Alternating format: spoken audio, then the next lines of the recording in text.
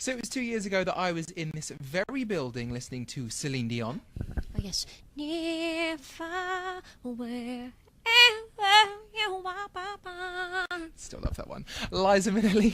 It's just terrific. You know, the Hippodrome. Mama played the Hippodrome. I love it. It's terrific. And Keira Knightley. Do you know?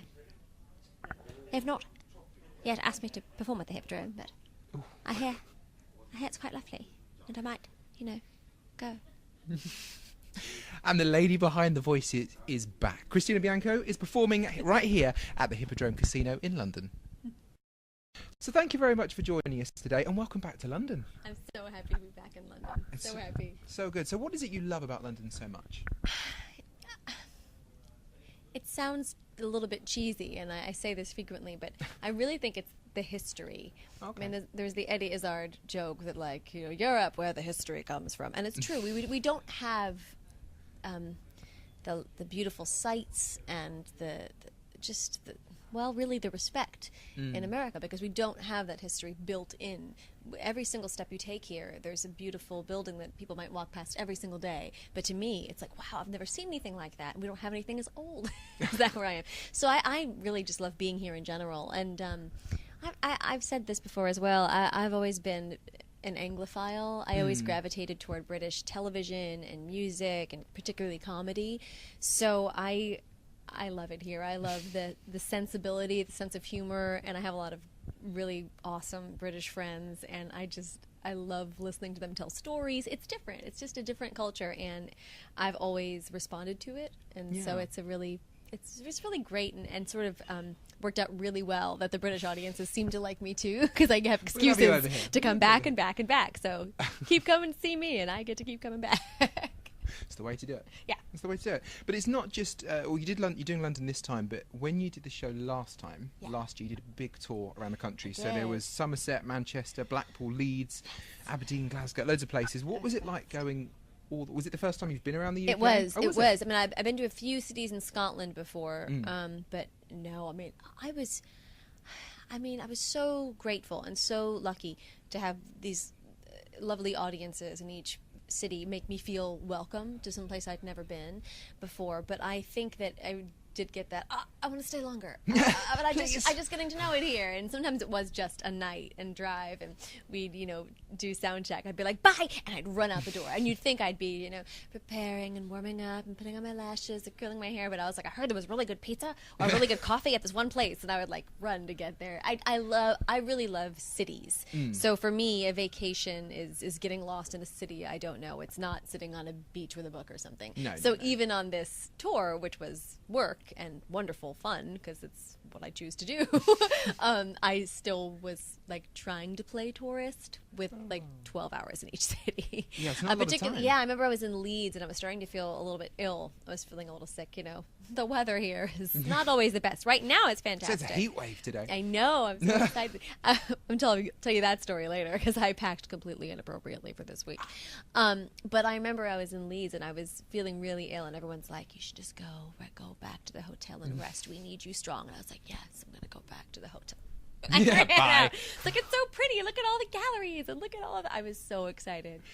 It was really wonderful, and of course I want to do it again. So hopefully I can tour again, or just move here and every weekend just go to a different city.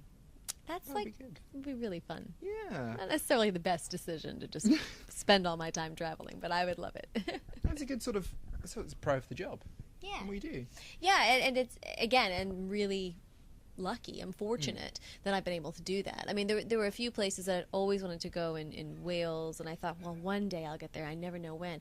And all of a sudden, it was right there on my itinerary, and I thought, it's just amazing how it's fallen into my lap like that. But again, without pandering too much, the lovely UK audiences have been so supportive that I was able to put this tour together. I mean, I'm from America, and America's really big, and you can play what we call a tour.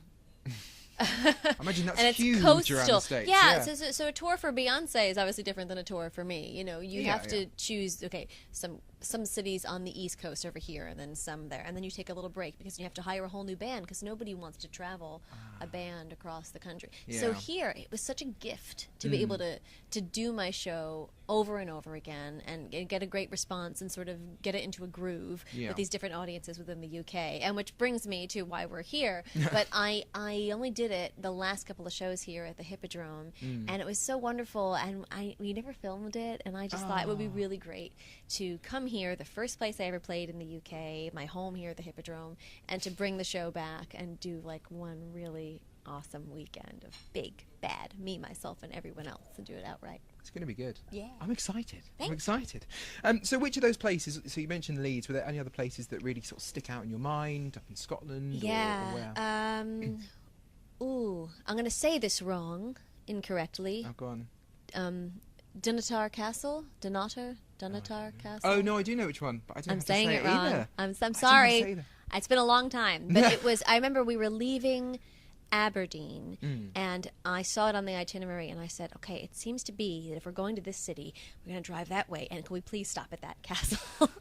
And the band was like, "Yeah, that sounds like a great idea." And the day before, they were like, "We are not waking up and doing that." But two guys did, and one of the producers and somebody else, and we went together, and it was so magical. It was the most beautiful.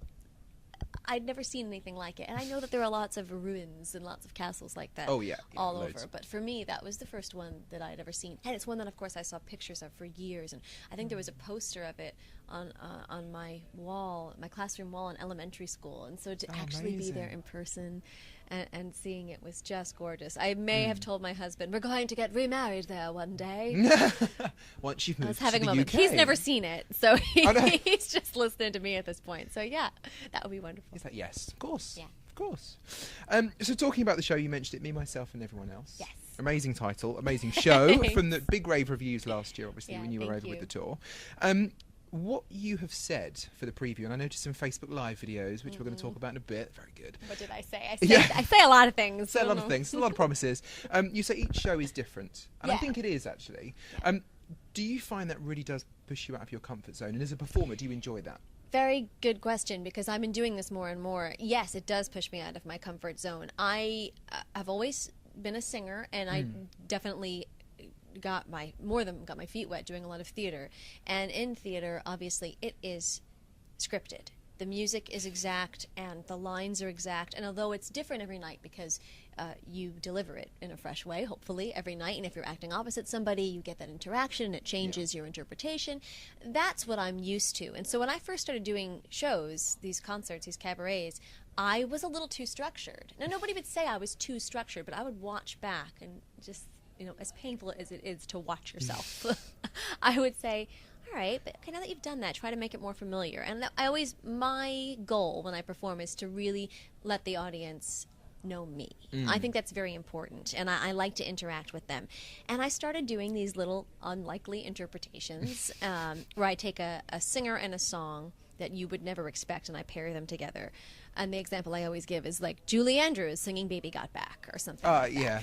Yeah. You like Julie Andrews for those, actually. I've noticed you know what? that. She's and you brilliant say it's for me, them. and I did start it. I will admit I started it. I think I did Julie Andrews doing All About That Bass. And Yes, once yeah, I yeah. did that, every single person has been like, Julie Andrews singing the Fresh Prince theme. I mean, everybody wants to hear Julie Andrews. I know, it's a good That's one. how But the thing is, I would take, on the tour, I decided to take a suggestion from anybody that wanted to submit it via Twitter or Facebook or any of those social media platforms, and I would choose one to do in that particular city and give that person a shout out. And the rule was that the band and I could only see what it was at sound check, because we wanted it to be a little off the cuff, and you can't do the whole song, and it probably, let's be honest, the joke might get a little old, so it has to be like a 32 bar snippet of a song. You choose a best bit. I figured out how one that everyone loves was Shirley Bassey singing "You Can't Shove Your Granny Off a Bus." That was another really good one. Thank you, Scotland. And so we put this together, and and that led to a show that when I come back here to London in the future, I'll be doing that. I tested out for the first time at Birdland in New York City, called Diva on Demand, and that's where the entire show is left up to the audience. Oh, wow. within that, I give it a little bit of structure. How you construct a cabaret, how you construct a show. You have a neutral, non-threatening opening number, and then you have to, at some point, of course, have a nice, meaty, dramatic piece. So I give them options, like a whole bunch of options. But the scary thing for me is no longer as scary. I know now that the audiences really respond to spontaneity, and they respond to I guess watching you work it out, it makes you more vulnerable. It makes you maybe a little more like them. And coming from my very sort of precise theatrical background, it took me a long time to figure that out. But I think that's why people keep coming back to my shows, and people keep returning to see the same show, because it's never quite the same way twice. Pushing the boundaries. It's a very long answer. I'm sorry. That's okay. No, I had good. coffee. That's good. Should we mention that quickly, actually? Yes. You have just come in from a flight this morning. Yes. You've literally just got to the UK. Yeah. And you were going to get two Christinas. You were going to get, my show is it's awesome. Where is this? Or you're going to get this, because I may have had a couple of flat whites. And that's the other thing I really love about London and the UK in general. A flat white. Americans cannot make a flat white, so keep up the good work. Yeah. We'll take that. It's